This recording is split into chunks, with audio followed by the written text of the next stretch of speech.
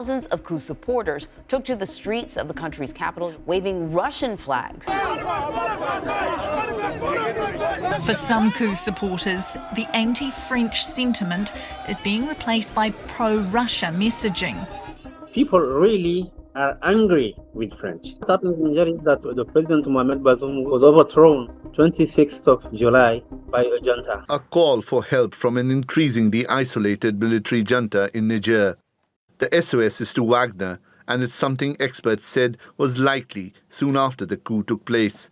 The African continent is indeed becoming a new center of power. Its political and economic role is growing exponentially. Everyone will have to take this reality into account. For sure, we have concerns when we see something like the Wagner Group possibly manifesting itself in different parts of the Sahel. And here's why we're concerned. Because every single place that this group, Wagner Group, has gone, death, destruction, and exploitation have followed. Questo è un bambino che lavora in una miniera d'oro in Burkina Faso. Il Burkina Faso è una delle nazioni più povere del mondo. Per il Burkina Faso, che ha l'oro, la Francia stampa moneta coloniale. In cambio pretende che finiscano nelle casse del tesoro francese il 50% di tutto quello che il Burkina Faso esporta. Pour dire à ce petit Macron de la France que le Niger nous appartient. C'est à nous de faire ce que nous voulons du Niger, ce que nous voulons, nous traitons avec qui nous voulons et comme nous voulons. We will do whatever it takes to ensure that Russia cannot win this war. Tout ce qu'il faut pour que la Russie.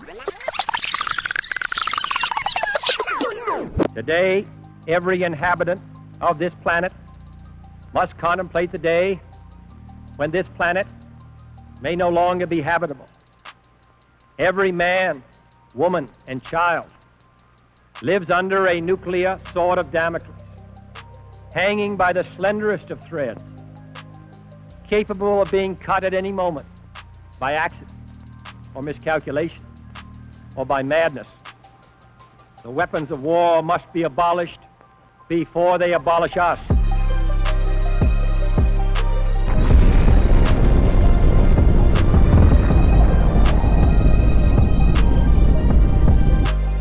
So France has been colonizing Africa, Western African nations for over 100 years. Even when these colonies gained independence, quote unquote independence, they have still been under the French boot. The most notable one is Niger, which allegedly gained independence in the 1960s. But for the last 60 years, they've still been a de facto colony. They've been a colony in everything but name.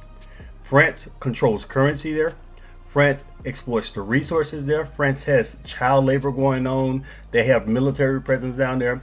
There are a vast amount of resources in Western Africa, and this is why France doesn't want to let it go. And this is why, even to some degree, the US has been assisting France in maintaining control, even though now it looks like all of that has completely unraveled and they're going to be completely out of Africa, particularly Western Africa, really soon. But there are three key natural resources that France has been exploiting, making a whole lot of money on, while those people that they have their boots on have been living in severe poverty.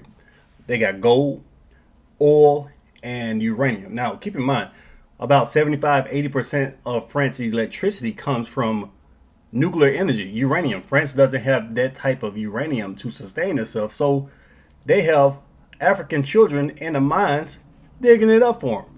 While a lot of these nations, a lot of these areas, they don't even have electricity for their own people. Isn't that a shame?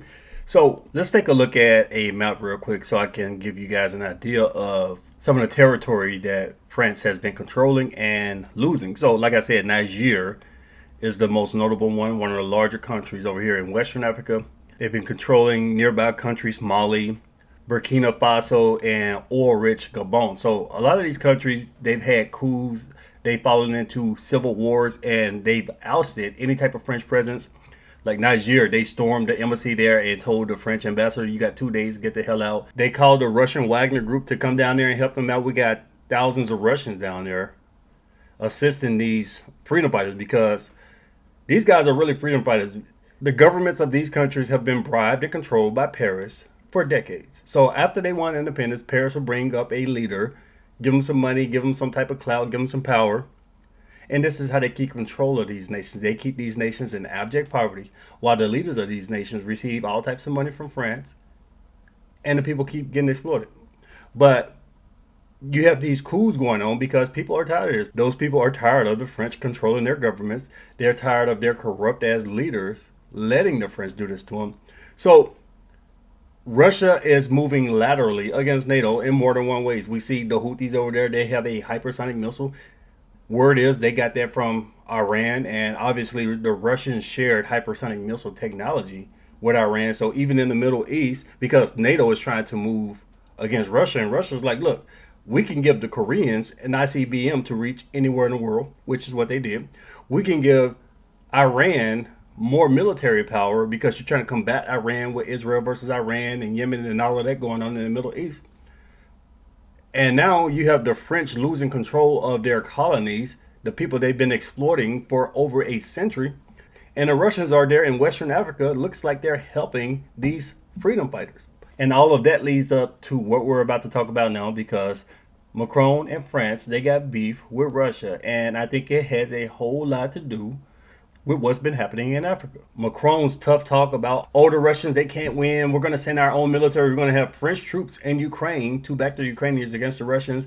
And this is over money and resources. The Russians are helping the Africans to not be exploited by the French. So France is losing a whole lot of money. And of course, they love that gold and oil they've been snatching up from these Africans while leaving them in poverty.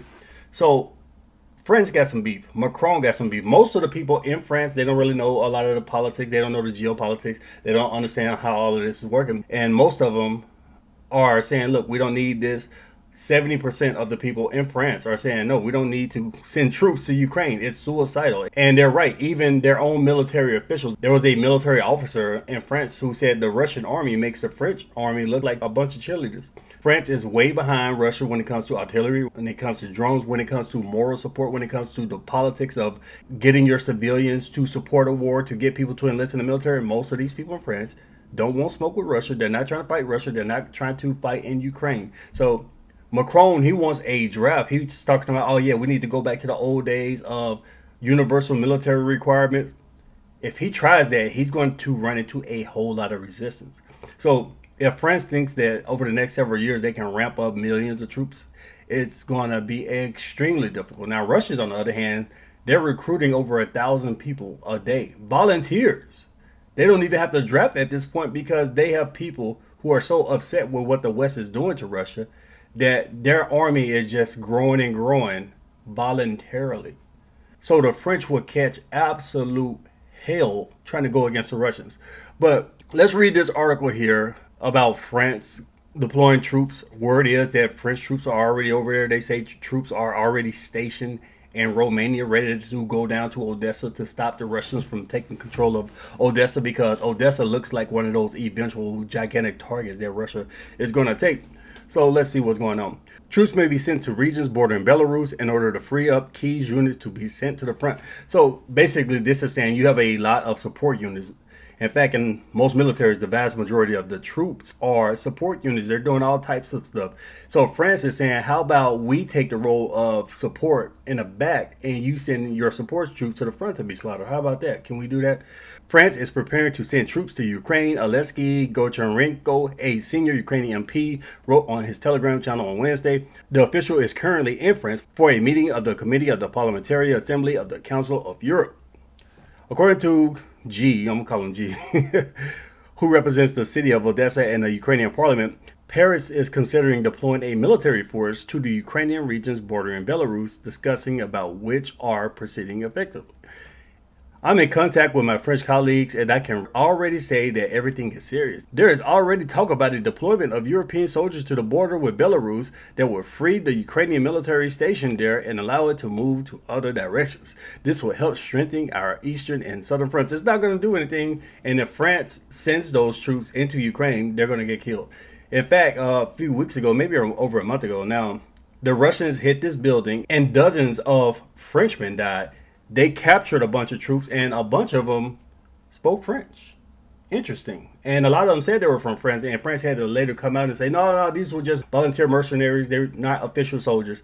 if somebody believes that, I have a bridge in Brooklyn to sell you, because we know that's a lie. NATO has troops over there. We already know the UK has troops over there running their missiles and artillery systems, but they want to do it covertly. They want to pretend as if they're not official NATO troops. In fact, a Ukrainian official, he spoke under anonymity. He said all of these Western, quote unquote, allies, these Western allies, have troops over there because somebody has to deliver the weapons into Ukraine, and they have to stay there to make sure the weapons are used and maintained properly. So NATO has plenty of troops on the ground. They just don't want to say it out loud. In fact, the reason why they don't want to say it out loud is because we're under this nuclear umbrella. Nuclear war could be imminent. It could happen in the next several weeks, especially if France openly sends thousands of troops. They're talking about 2,000 troops. Some reports say 20,000 troops. If France sends those troops over there and they just get wiped out, what next? NATO is going to want to send an expeditionary force over there to back up the French. And you're going to have thousands of NATO troops being killed in Ukraine. And what's going to happen from there? If France start getting wiped out by Russians, are they going to want to use their nuclear weapons? So if this happens, we could be on a very fast course to all-out nuclear war. But France, Macron, them, the government, they don't want to tell their working class people that, remember, most French people are against this. So they're using all these covert actions. They're using certain wordings to try to soften it, to not make people aware of how dangerous this really is. Oh, yeah, we just need to go free up some Ukrainians so they can go to the front. Yeah, we're just going to station a couple of thousand French troops in Odessa so the Russians can't take it. Yeah, we're going to give them targeting information. There's a Russian ship over here. You can blow this one up. Yeah, there's Russian troops over here. You can blow this up. So we're going to help them with all that. They're playing Russian roulette with a nuclear superpower. And they're trying to pretend with their populations that that's not what's going on. According to the MP, his sources close to President Emmanuel Macron claim the French leader is very determined to send troops to Ukraine. It sounds personal because this guy, the leader of France, Macron, who's a weirdo, by the way, but he didn't sound like a war hawk at first. He sounded very passive and everything years ago. He even met up with the Russians. Let's take a look at this. We need a response that avoids war for Russia and Europe, said President Macron, and build bricks of trust, stability and visibility. He met up with Putin and he was trying to avoid war. He always talked about how we need to tamper down. Years ago, he was saying, yeah, fighting against the Russians like this is kind of suicidal. We need to slow down. All of a sudden, he's talking a whole lot of junk. Is it because the Russians are helping the Africans gain freedom from France? Is it something else? What the hell is triggering all this? Is Macron being used as a puppet by Washington? Are they telling him to go out to be the front man to talk crap like this? Who knows? But I think we'll find out sooner than later. G claims that in order to form the force, France wants to create a coalition of allies, which could include Poland and the Baltic states. Suicidal. These countries think they can create this little coalition, this little mini NATO army and go over there to fight Russia. They're going to get their asses beat down. And they're going to be saying, U.S., please come save us. Now, here's the thing. I don't think the U.S.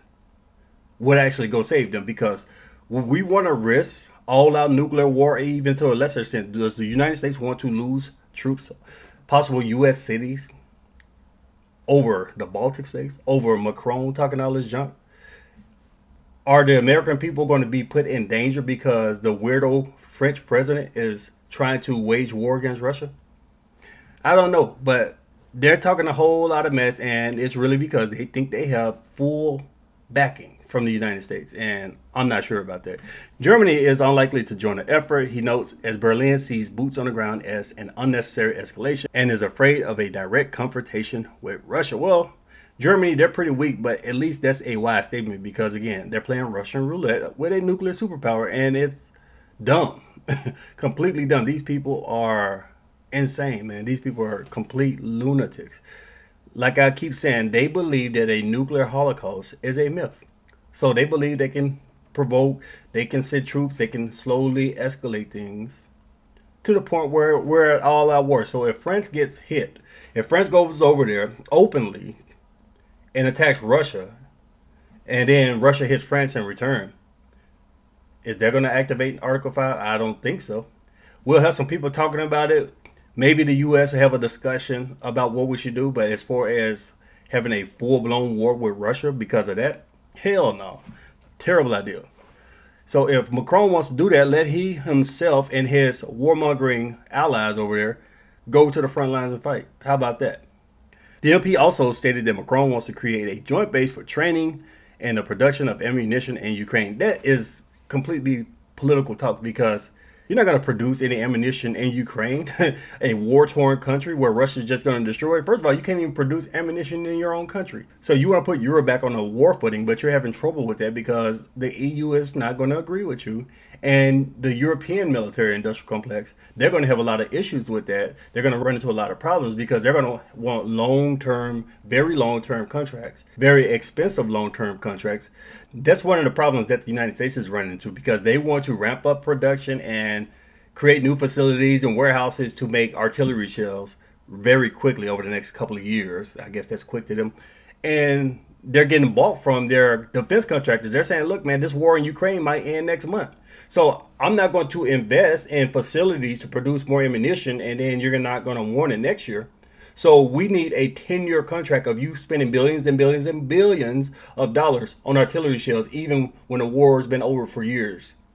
That's the problem when you have these greedy, money-hungry defense contractors who are more worried about profits than what's actually good for the nation.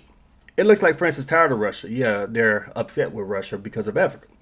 Europe is preparing to show strength, G concluded.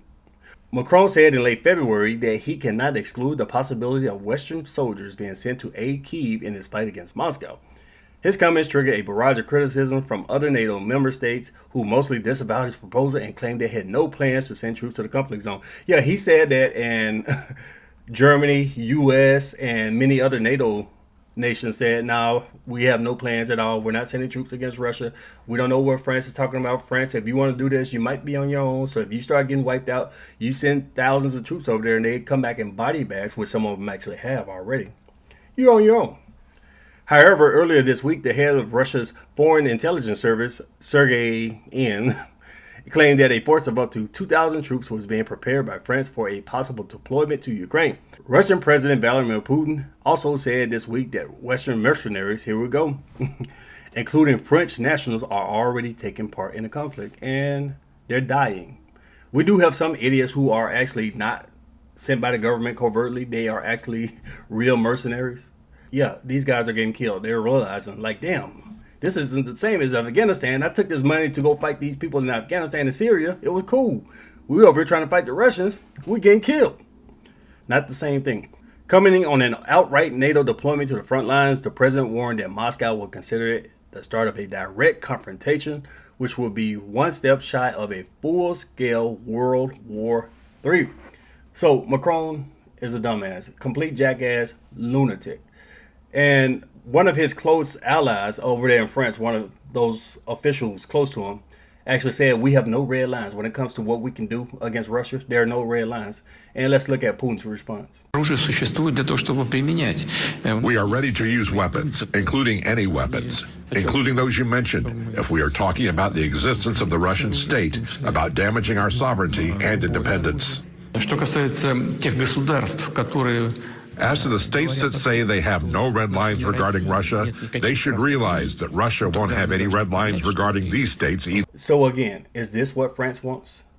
Because you're salty about what's happening in Africa, you're losing your colonies over there. The Russians are actually helping the freedom fighters get free from you. So now you're beefing with Putin, you're beefing with Moscow because they're costing you money in Africa? And you're going to plunge the world into nuclear holocaust because of that? Lunatic. Absolute lunatic. If France does any move against Russia, they're on their own. We better not. The United States better not do a goddamn thing, because this guy is suicidal. But then again, we have a lot of war hawks in Washington. The Senate is still with them. The House is still with them. State governors. We have a whole bunch of warmongering lunatics, because remember, they're getting rich off of it. They're getting kickbacks from the military industrial complex. They got secret bunkers, multi-million-dollar bunkers. They're not going to go over there and fight. Their children are not going to go over there and fight. They'll send an everyday working man to go die while they sit there and cower and get rich. So what's going to happen? Are we going to be in a World War III nuclear holocaust over the next couple of weeks? Because France might do something stupid? Or we're going to tamper things down. Hopefully it's the latter. Let me know what you guys think about this. Leave me your thoughts below. Share the video. Thanks for watching.